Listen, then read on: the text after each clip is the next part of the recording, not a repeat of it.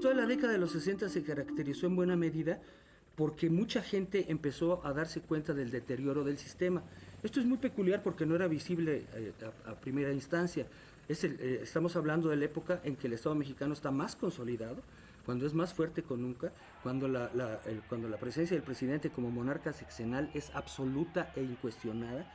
Entonces pensaban que tenían un Estado solidísimo, ¿no? Y que contaban con el control absoluto de toda la población.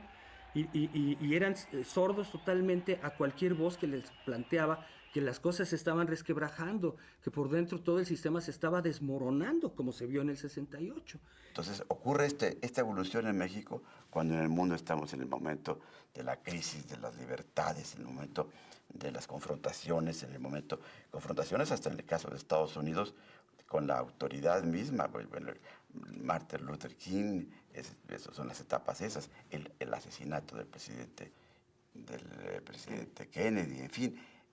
Y aquí en México se nos da este momento y se empieza a manejar y pega en el centro, pues yo diría que intelectual y moral más destacado que tenía la nación en ese momento, creo que lo sigue teniendo ahí, que es la Universidad Nacional Autónoma de México. Estamos en la Escuela Nacional de Odontología y vamos a hacer algunas entrevistas a los compañeros que nos acompañan. Compañeros, si hubiera actos violentos dentro de la universidad, ¿participarían ustedes?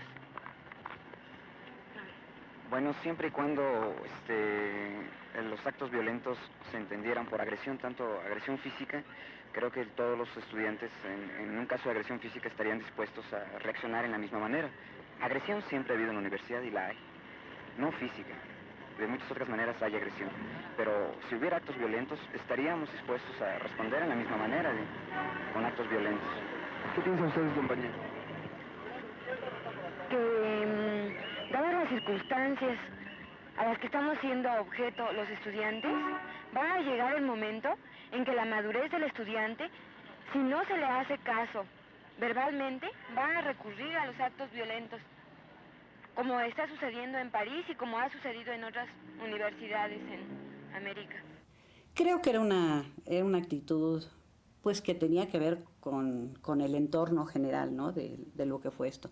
Gente muy joven, gente muy combativa y gente que realmente percibía de una manera muy clara y muy, si tú quieres, a flor de piel, visceral, en fin, pues que el país estaba muy mal y que había que transformar una serie de cosas. Se hacían pintas, se iban a manifestaciones, se ganaban las asambleas de estudiantes, se ganaban un saloncito en donde tenías una biblioteca y reuniones de estudio, leías a Marx, leías a Marx, leías a Marx. Pues la propaganda que usábamos era revistas de Cuba o de la URSS o de China cuando llegaban, y con esa hacíamos propaganda estudiantil, de manera que había una politización ya existente, así me tocó. Pues desde como segundo año de la carrera, te estoy hablando de los años 60, decidí hacerme militante y empecé a militar en el Partido Comunista. En ese momento, pues el Partido Comunista era ilegal. Entonces empecé a tener algunas experiencias de este tipo, pues, repartiendo propaganda. Nos agarraba la policía, nos tenían un rato y nos regañaban. Y empecé a tratar mucho en círculos obreros, del trabajo que hoy se llama trabajo comunitario de base. Pues en ese entonces era la militancia. Mi maestro de la primaria, mis maestros, 2 o 3 de la primaria, eran del Partido Comunista, mis maestros de la secundaria también, algunos. Mi maestro, que aunque no era comunista, pero era un gran humanista, como era Carlos Pellicer, Julio Torri, todos ellos, Erasmo Castellanos V, que me vanaglorio de haber tenido estos maestros. Cuando me voy, mi madre me da la bendición y una medalla para que me proteja Dios de la influencia perversa del comunismo, ¿no? Estudia para que no vuelvas al pueblo. Ese es, yo creo que resume mucho la filosofía de cómo toda esta juventud y sectores de la sociedad rural que salieron a estudiar o a trabajar a la ciudad fueron vaciando el campo de de Recursos Humanos. Mi papá fue fundador del Partido Comunista. Él estuvo con Siqueiros, inclusive cuando Siqueiros se va a la guerra española, civil española, mi papá estuvo a punto de irse, ¿no? Eso con Diego Rivera, con esas gentes del Partido Comunista. Yo, desde el año 1960, estaba participando en el Partido Comunista y estaba encargado, junto con otros compañeros, de una tarea política que era la integración de la Organización de la Juventud Comunista. Tenían una doble personalidad, una pública y otra secreta. El Partido Comunista tenía una célula o un club. No era el Partido Comunista, era la Juventud Comunista, que eran, hay que decirlo, dos organizaciones distintas, pero en la práctica el partido manipulaba a los jóvenes, ¿no? Quien me reclutó a la Juventud Comunista fue Gilberto Guevara. La juventud no actuaba públicamente en la UNAM. Se encontraba en una situación de clandestinidad también, clandestinidad distinta a aquella trotskista. Y teníamos un grupo cultural. En los 60 la cultura y la revolución iban de la mano, que se llamaba el Nuevo Grupo. Y entonces nos la pasábamos organizando cosas, ¿no? Desde organizar recitales con las personalidades de la música y la cultura que venían a México. El Nuevo Grupo llevó a la Facultad de Ciencias en aquellos años a Pablo Neruda. Sí, y organizamos presentaciones teatrales con Alejandro Jodorowsky, ¿no? Presentamos El diario de un loco en la Facultad de Ciencias, presentamos El gorila de Kafka. Había un cineclub magnífico. Y luego la información. Movimiento de Mayo en Francia, movimiento estudiantil en Estados Unidos. Llegaron algunos cuates que habían estado estudiando en Estados Unidos, en la costa este, y que habían estado en la huelga de Colombia. Lucha por resistencia, derechos civiles en Estados Unidos, guerra de Vietnam, y toda la influencia variopinta de la Revolución Cubana, no solo desde el punto de vista político, sino también desde el punto de vista cultural. No importa que cada día el imperialismo esté más agresivo. Los pueblos que han decidido luchar por su libertad y mantener la libertad alcanzada no se pueden dejar intimidar por eso. Y juntos construiremos la nueva vida. Estaba el Che en auge, la Revolución Cubana acababa de iniciarse, ¿no? Acaba de tomar Fidel el poder, ¿no?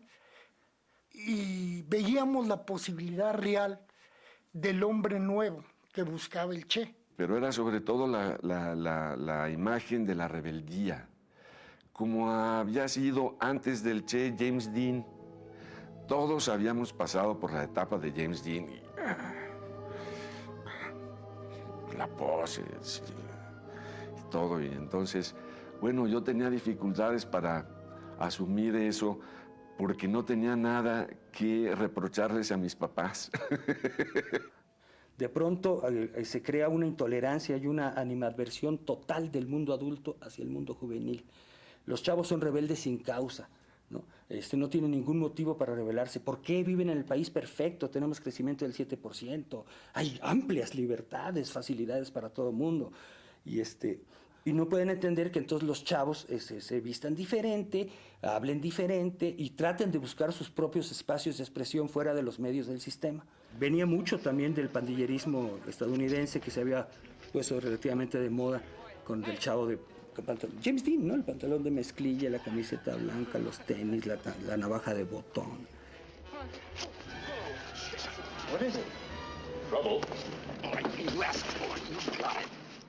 Estábamos en lo que yo llamé alguna vez un estado de agitación permanente. Y que es el único que puede explicar el 68, ¿no? Pero al mismo tiempo hacíamos asambleas, mítines, por diversas causas, pero la causa central de nuestra movilización, no solo de la nuestra, sino en toda la UNAM, en todo México, en todo el mundo, era la guerra de Vietnam. la solidaridad con los combatientes vietnamitas que se oponían a la invasión gringa fue el eje central de movilización estudiantil en todo el mundo en toda la década. El grito de paz en Vietnam se escucha también frente al mismísimo Capitolio. Lo pronuncian 1.500 veteranos, excombatientes del trágico conflicto. Las acciones de los exsoldados premiados con numerosas condecoraciones valen por 1000 palabras. Entonces, 68 se convierte en un momento del mundo, un momento de cambio, de expresión de esa situación de liberación, de conflicto y crisis. Y quizá en México hubo dos factores que lo hicieron particularmente agudo.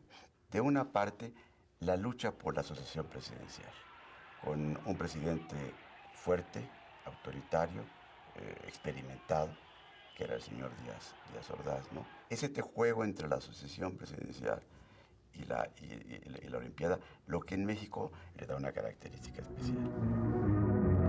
Casi medio centenar de diplomáticos de las misiones acreditadas en México realizaron una visita a las instalaciones que se están construyendo para los Juegos Olímpicos en la capital mexicana. Los funcionarios de las embajadas felicitaron al comité organizador de los 19º Juegos Olímpicos por la categoría de las instalaciones y por el ritmo que llevan los trabajos para el cumplimiento del compromiso que México ha contraído con el mundo. El 68 como amenaza, como conjura, como la demonización de la izquierda, surge del miedo a que los Juegos Olímpicos no funcionen y que se perturbe la imagen del país que accede a su mayoría de edad con los Juegos Olímpicos. Ya México por fin recibe al mundo entero y ese mundo entero tiene que ver que aquí hay paz, progreso, tranquilidad, etcétera. Y está también ahí un punto generacional, ¿no? La rebeldía de los jóvenes. Ahí lo que hay que entender es que después de la Segunda Guerra Mundial se produce en el mundo un pasmo, una especie de cruda, de resaca. Vienen unos años en blanco y negro, todo era en blanco y negro, ¿no? Todos los teléfonos eran negros, todas las sábanas eran blancas. Toda la ropa interior masculina era blanca. Y en los 60 irrumpe el color. Pero irrumpe no solo los teléfonos, en las sábanas y en los calzoncillos, irrumpen las conciencias. Y en las conciencias de los jóvenes, ¿no? Que están hasta la madre de la tristeza de los adultos, ¿no? Del miedo de los adultos, de la hueva de los adultos.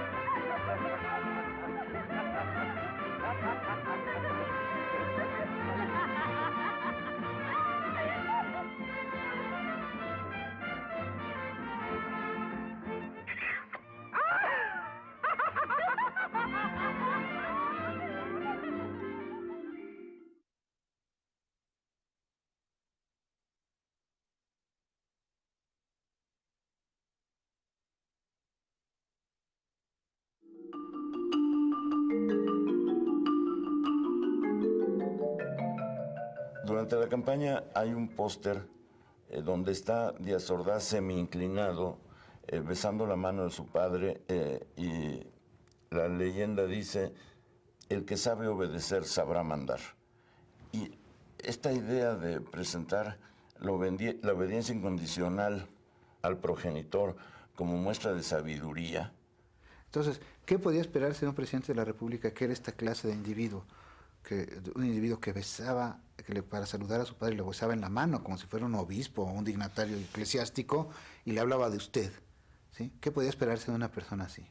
¿Sí? En un país en el que la figura presidencial estaba tan íntimamente identificada, no quiero ponerme demasiado psicoanalítico, con el padre.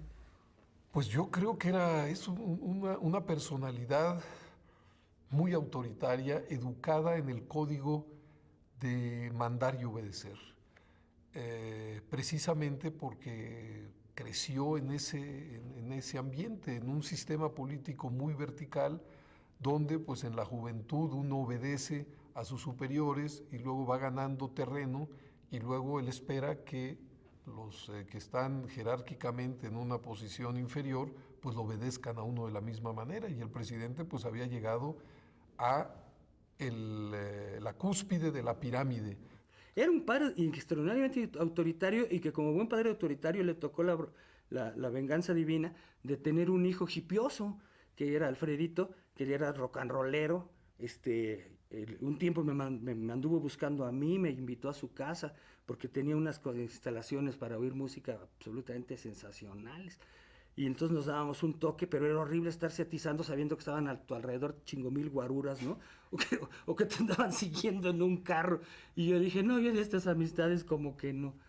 Acababa de prohibir Díaz Ordaz que se presentara Her en Acapulco, a pesar de que uno de sus hijos era uno de los productores. Por eso estaban seguros, y habían metido muchísimo dinero un montón de gente, estaban seguros de que iba a ser el gran éxito y no se iba a prohibir porque uno de los hijos del presidente estaba al frente del asunto. Pues el presidente puso a su hijo en cintura y se prohibió Her, nunca se estrenó. Y el hijo entonces formó un grupo de rock, y fue uno de los problemas muy, muy grandes de Díaz Ordaz. Trató de someterlo a la de a huevo. El chavo, como buen chavo de la época, se rebeló lo más que pudo, aunque luego después, por supuesto, se cuadró.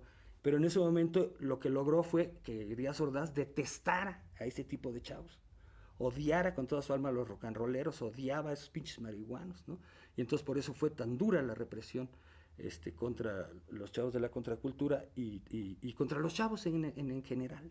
Aquí en Guadalajara, por ejemplo, la policía te detenía por traer el pelo, nomás con que te cayera así tantito en las orejas, te detenían las patrullas y te trasquilaban. En 1967, ser jipiteca era jugársela. Te paraban en la calle, te rapaban, te daban una soberana madriza, y eso sí te iba bien, porque si no, a la cárcel, al Palacio de Lecumberri, a aprender en la Universidad de Lecumberri. Y sobre todo lo que me parece muy claro de Díaz Ordaz es que no creyó en ningún momento que el presidente tuviese función distinta a la de padre de todos los mexicanos.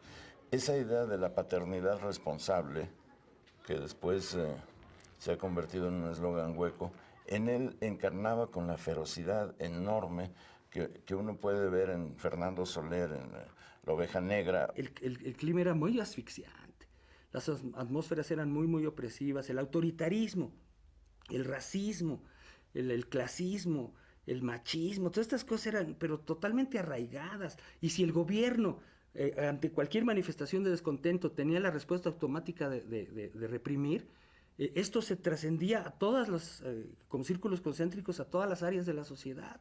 Todo el mundo respondía ante muestras de insatisfacción a chingadazos, ¿no? Ah, sí, ¿le parece a usted? Pues a mí no me parece que contradiga a su padre. Marciao, quítese de mi vista. Váyase a comer con los puercos. Por favor, déjelo que termine. Hijos respondones como tú no tienen derecho al pan que comen. ¡Párese ahí que le está hablando su padre! Bueno, yo solo vi en una ocasión a Díaz Ordaz en una comida de la revista Siempre. Había cantado Lola Beltrán, en fin, era la Unidad Nacional. Como siempre, esto debe haber sido mayo de 68. Se levanta el Loco Valdés y le dice a Díaz Ordaz, no, porque usted Molcas, y vuelve a decirle, no, mi Molcas. Y en plan de Loco Valdés, y le contaba de los marcianos, y hacía todo tipo de demostraciones onomatopéyicas. Bien, gracioso. Entonces toma el micrófono el periodista Roberto Blanco Moreno y dice, nunca creí en mi vida de periodista, de hombre entregado al servicio de la patria, de hombre que sacrifica todo por expresar sus convicciones, que me tocaría una ocasión como esta de ver que un comicucho se refiere al presidente de la República como Molcas. ¿Cómo es posible que, señores, que aceptemos que el presidente de la República el guardián de las instituciones es tratado como molcas. Yo quiero que el señor Valdés le pida perdón en este momento al presidente de la República. Entonces el loco Valdés, impertérrito, le dice, pues yo siempre le he dicho así al presidente, ¿no es cierto, molcas? Y bueno, la imagen de Díaz Ordaz, yo creo que todos la ironizaron, ¿no? Parodiaron, ¿no? Porque pues era un gobernante pues muy odiado, ¿no? Vivía instalado en lo que popularmente se llama paranoia. Le molestaba enormemente los comentarios sobre su aspecto físico. Hizo de su temperamento una guía constitucional. Trataba con enorme despotismo a la gente de su gabinete. A uno que le quiso renunciar le dio un puntapié en Salvacea. Fue todo lo que uno puede esperar de un ser supremamente autoritario. No tuvo flexibilidad. Quiso hacer de lo que era su conocimiento del mundo una torcedura jurídica implacable. Si alguna imagen me queda de Díaz Ordaz, es esa. Díaz Ordaz es el personaje de Claudio Brook en El Castillo de la Pureza. Alguien que encierra a la nación en su encomienda para que no la contamine el mundo. Pero eso además lo dice textualmente. Creíamos que México vivía era una isla incontaminada, dice en el informe del 1 de septiembre. Eso es terrible. Yo creo que eso fue lo más importante que destapó el 68. Es ese sentimiento de asfixia, de islote intocado por los movimientos juveniles, cuando queríamos que los hubiera, no que no los hubiera. Díaz Ordaz, a mi juicio, fue un gobernante que sabía lo que hacía, que mantuvo al país, salvo lo del 68, con un gobierno para las clases populares y las mayorías. 68 manchó todo y manchó su historia. Cuando el señor estratégicamente dijo, aquí está mi mano tendida, ¿no? Los chavos dijeron, pues háganle la prueba de la pólvora, porque quién sabe cómo esté, ¿no? A la mano tendida la prueba de parafina. Es obvio que se pensaba que de su parte no iba a haber concesiones. Lo que se creía es que la fuerza del movimiento era tal que obligaría al sistema en su conjunto a reconocer que se había procedido estúpida y malignamente. Y él esperaba, pues de todo, sumisión, esperaba respeto, esperaba subordinación, y creo que no estaba educado para oír voces disonantes, voces que pensaran distinto, voces que se le enfrentaran, ¿no? Y bueno, es parte de la tragedia. Me pidieron que fuera a hablar varias veces a Ciudad Universitaria, ahí en las explanadas con miles de gente, era una cosa así absolutamente sensacional. Pues yo terminé diciendo que chinga su madre Díaz Ordaz, y todos, chinga su madre Díaz Ordaz. Y entonces eso me hizo relativamente célebre y me hizo también sentir lo que era el peligro, porque bajando de mentarle la madre de Díaz Ordaz, me salió uno de mis viejos cuates, me salió uno de mis viejos amigos de la prepa, y me dice, ¡ay, cabrón, yo te debo de mandar al bote! Y saca aquí, él abre el saco, la fusca, la placa de la Procuraduría. Nada más que éramos tan cuates, ¿no?, que pues no lo podía hacer. Si encontré un problema y traté de resolverlo, ya es algo. Perfecto, y como estudiante no tienes problema. No, sí. Y los problemas de profesor entre profesores y estudiantes y programas y cursos no son problemas para los estudiantes. Claro que lo son, claro que lo son. Entonces, por eso es que son los problemas fundamentales de tu enseñanza y de tu vida, y eso no te interesan, ¿no? Si vas a agarrar y los problemas que primero te permiten. En esta universidad todo pasa tranquilamente, ¿no? No. Si vas a agarrar, tu punto de vista no me gusta a mí. Si vas a agarrar y vas a agarrar todos los problemas que solo a ti te afecten, así egoísticamente, y no los que afectan a toda la universidad, tales como yo lo vi, no me afecta. Compañero, si los problemas que afectan a toda la universidad no te afectan a ti, directamente, estás fregado. Me equivoqué en las palabras, ¿de acuerdo? Bueno, me equivoqué en las palabras. Te equivocas en todo momento. Lo que pasa es que en el fondo no quieren tomar conciencia. No les importa. todos los compañeros que están callados aquí no quieren tomar conciencia y no les importa lo que sucede en esta universidad. Estoy de acuerdo contigo. No les importa. Conciencia de ser estudiante universitario, de que hay problemas en la universidad y que ustedes pueden estar tranquilamente, ¿verdad?, enfrente de una cámara sin decir nada, ¿no? No hay por qué discutir. Porque lo que quieren es venir a retratarse, ¿no?, enfrente de la cámara. Mi objeto no es eso, porque no fue en ningún momento. Si vienen tranquilamente a retratarse todos ustedes, ¿no? Están presentes en este momento para tratar de retratarse. A ver si salen bien o si salen mal, ¿no? Nosotros también tenemos conciencia de la universidad. A ver, ¿qué género de conciencia universitaria tienes si estoy haciendo un diálogo abierto, ¿no? Espérate, es que nada más nos estás agrediendo. No nos dejas explicarte cada una de las cosas que suceden o cada problema que tenemos. Por supuesto, pero si Claro, realmente es que lo hubiera, tengo derecho de agredir a todo el mundo porque yo me siento estudiante responsable de la universidad. ¿Ya has hecho ¿no? algo tú? Diré esto que estamos haciendo. Yo no me estoy... Y el 23 de julio hubo una batalla campal entre estudiantes de la Vocacional 2 del Politécnico, que está en la mera Ciudadela, y la preparatoria Isaac Ochoterena, que no era de la UNAM, pero era incorporada a la UNAM, digamos, no tenía nada de particular. Lo que sí tuvo de particular es que llegaron los granaderos a un pleito entre dos prepas. Llegan los granaderos madreando gente, entraron dentro de la boca, madrearon profesores, deteniendo gente. Y se desborda, pero fue una cosa horrible. Se desbordó la represión, a tal grado que entraron a la Vocacional 5 y a la Ochoterena, la preparatoria Ochoterena, golpeando y en una forma tremenda. El director de la Ochoterena era un maestro, creo que ya murió, que le faltaba un brazo. ¿No crees que a ese lo golpearon con más saña? Le abrieron la cabeza y lo golpearon. Pero, bueno, ¿por qué hay esto? Entonces, la FENET, la Federación Nacional de Estudiantes Técnicos, organiza una manifestación de protesta en contra de la brutalidad policíaca, convocada para el 26 de julio. El mismo día que nosotros, los comunistas, los revolucionarios, pues comunistas, espartaquistas, trotskistas, maoístas, hacíamos la manifestación de apoyo a Cuba. Es que confluyen dos manifestaciones que marchan por diferentes motivos y las dos manifestaciones son reprimidas de manera brutal. Fue cuando se armó el despelote. Ahí, las joyerías, que veías tú que por donde quiera salían piedras y caían los vidrios, en fin. Se dice que en los botes de basura alguien había puesto piedras.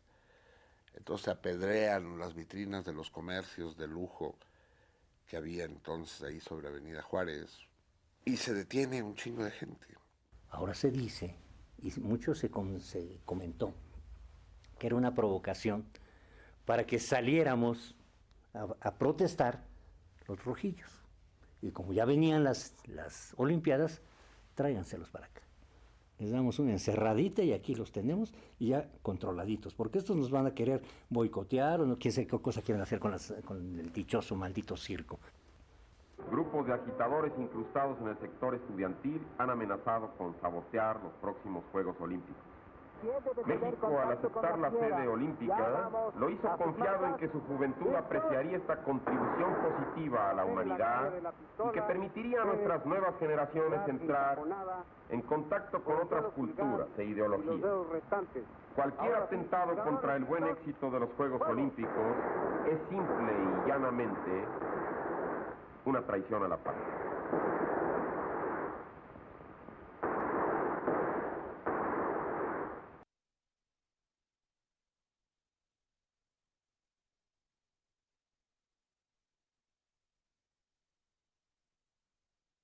En ese país idílico en el que vivíamos, pues el gobierno decidió disparar algunas balas en el concierto y el resultado fue que desató un movimiento que se le fue de las manos. Y es por eso que un acto totalmente coyuntural y casual, ¿no?, motivado por el pleito de unos preparatorianos y el abuso represivo por parte de los granaderos, generó esta cosa nacional que absolutamente nadie se pensaba.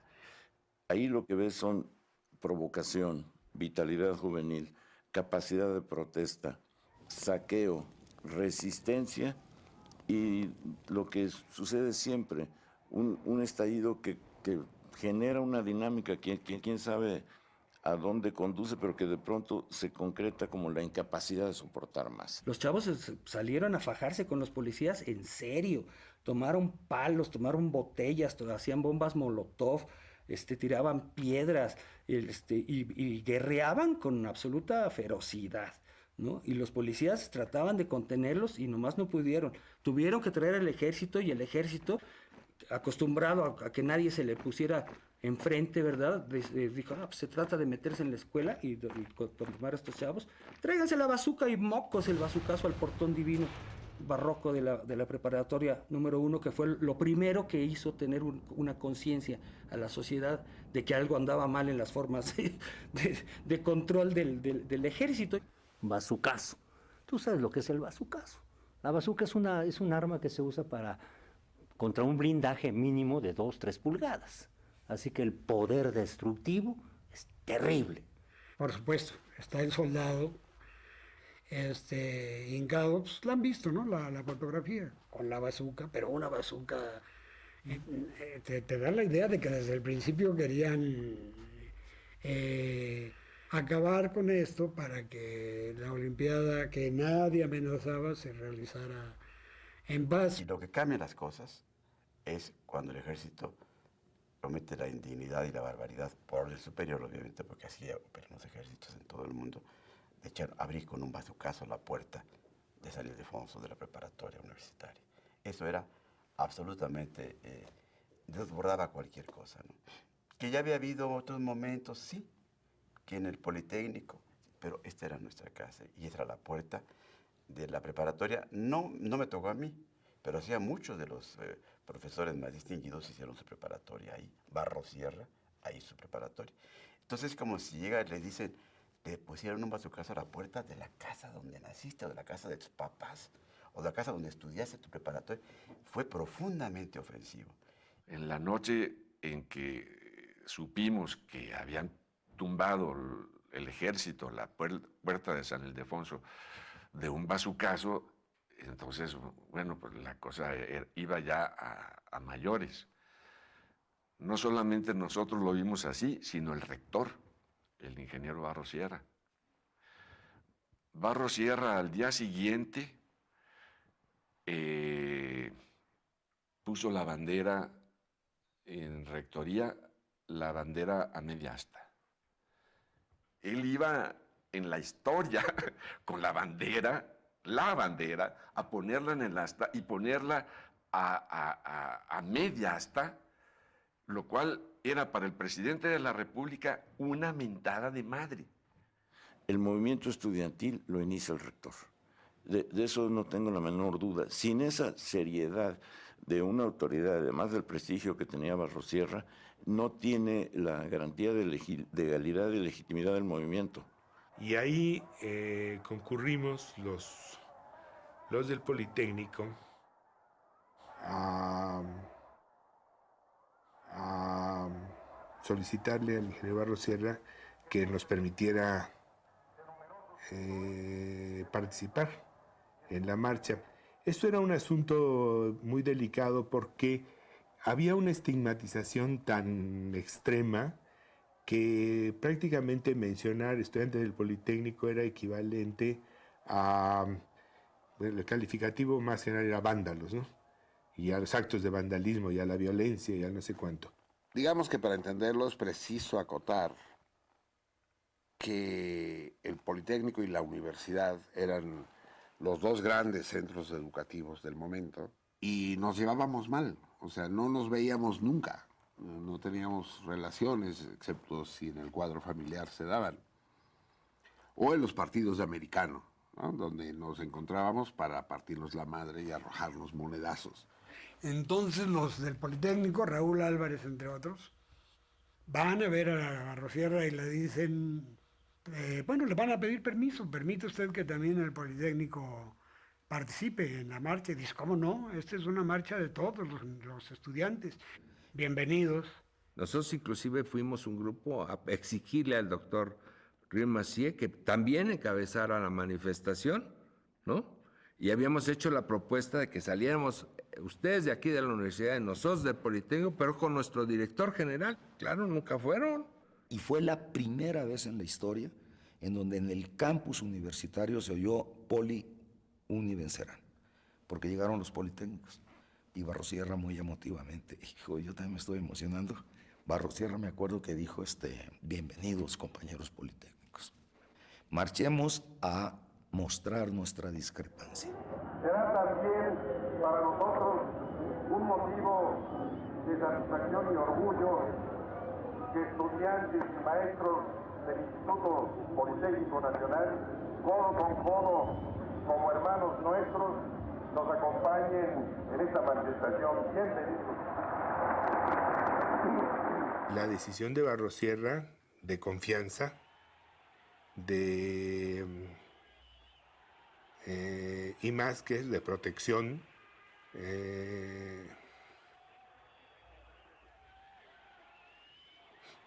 pues era de un valor muy, muy grande, muy apreciado, ¿no? El gran rector valiente, el rector de ejemplo de rectores, el gran Javier Barrosierra, con las lágrimas en los ojos, después del bazucazo, puso la bandera media asta allí en CEU y dijo, la autonomía ha sido burlada, ha sido mancillada, ha sido asesinada. Exijo justicia y castigo a los culpables. ¡Viva nuestra universidad! ¡Viva el Politécnico! ¡Viva las instituciones hermanas! Pero por encima de todo, ¡viva México! El mensaje clave de esa manifestación, que luego se olvida, no era a ver qué pasaba, no era ir a gritar, no. La educación requiere de libertad y la libertad requiere de educación. Bueno, se discutía sobre el rector y se esperaba de él, en algún sentido, en el ala extrema del movimiento, que ya se perfilaba desde entonces, mucho más, ¿sí? Que encabezara una rebelión social, ¿sí? Una rebelión política. Que fuera el líder de la revolución o alguno de los líderes, desde luego tenía una gran autoridad moral, pero fue muy clara su postura con la manifestación que dio vuelta, ahí hay un pequeño monumento, sería interesante que filmaran, ¿no? En el camellón de la Avenida Insurgentes, dio vuelta precisamente para no acercarse al lugar donde estaban estacionados los soldados, en el Parque Hundido, ¿sí? Si hubieran marchado 200 o 300 metros, se hubieran encontrado con los soldados y no sabemos qué hubiera pasado, habría sido quizá trágico, pero tuvo la prudencia, el buen tino de regresar, ¿sí? La primera demostración de la que yo me acuerdo de solidaridad con el movimiento fue la primera marcha que encabeza el rector Barrosierra y que empieza a llover y del multifamiliar Benito Juárez nos empezaron a tirar plásticos, no hules, para que nos tapáramos porque la lluvia era fuerte. Ya en ese momento ya el rector se había pronunciado en términos de que lo que estaba sucediendo era inaudito, ¿no? No se podía meter a una escuela universitaria el ejército. Y luego regresamos por Coyoacán hasta de nuevo a CEU, y ahí Barrosierra hundió la bandera y se aventó un discurso también muy, muy emotivo. Si mal no recuerdo, fue cuando dijo, en la universidad se hace ciencia, pero ante todo conciencia nacional. La manifestación le dio una legitimidad a la protesta que probablemente no hubiera logrado sin la manifestación. Le dio una cobertura y al mismo tiempo intimidó a las autoridades y paró la represión, digamos. Sin la manifestación no se hubiera dado la pausa en la cual se organizaron las grandes manifestaciones de 68.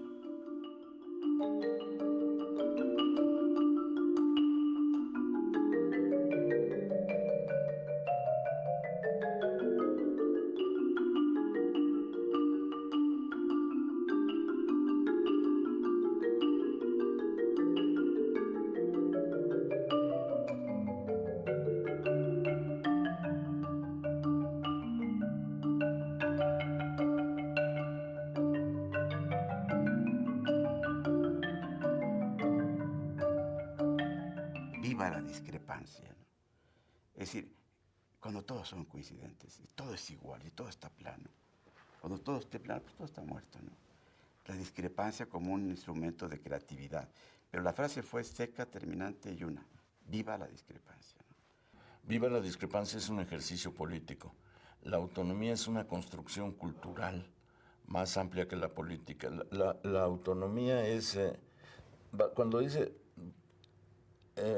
más bien si se recurre a frases de Barrosierra, cuando dice en la conversación con García Cantú, hablando de su actitud, honestamente, dice, hablando a los estudiantes, creo que les dio una lección de cómo proceder, porque les dio una lección de autonomía. Autonomía en el sentido de responsabilidad crítica. Y no es la discrepancia por la discrepancia, aunque así se dijo en ese momento. La discrepancia para enriquecer, la discrepancia para disentir y para reflexionar y para poder salirnos de los moldes que algunos nos quieren establecer, ¿no? La autonomía que la UNAM ha guardado y que hoy es más valiosa que nunca es la decisión de proceder críticamente, porque ese es un derecho nacional, personal, colectivo y de formación del conocimiento.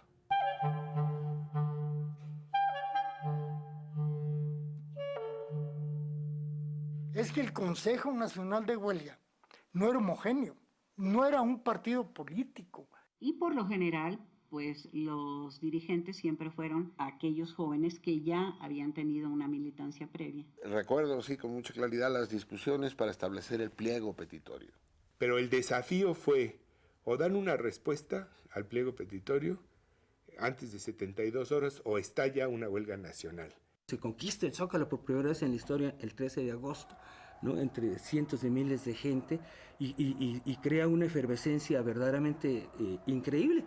Fue algo fantástico, fue una explosión de euforia que conmocionó prácticamente a toda la clase media de la Ciudad de México. Nos sentimos los amos del movimiento, nos sentimos que éramos poderosísimos. Nadie había tenido esta respuesta popular. Por el pueblo, contra el gobierno. Yo me sentía Lindbergh llegando a Nueva York, cabrón, ¿no? Decía, ¿qué es esto, cabrón? Sócrates Amado Campos Lemus se levanta y dice: queremos preguntar si estamos todos de acuerdo en que las pláticas, el debate con las autoridades sean públicas, con intervención de la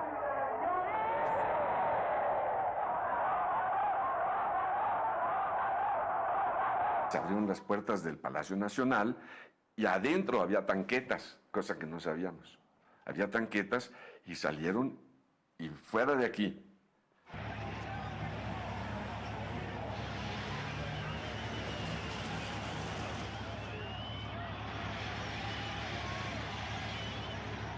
Entran los tanques, entran al Zócalo, arrasan con lo que tienen. No somos guerreros,